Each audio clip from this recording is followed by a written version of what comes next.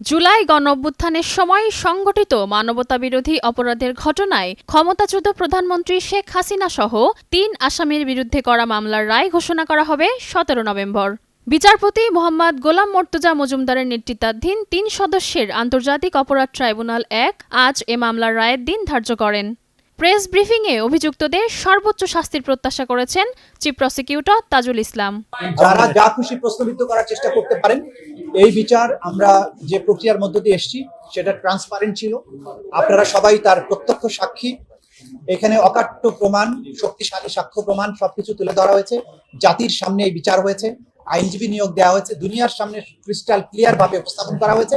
সুতরাং তারা যত খুশি প্রশ্ন করতে পারেন, আইন তার নিজস্ব গতিতে চলবে, ন্যায় বিচার তার নিজস্ব গতিতেই চলবে। Thank you.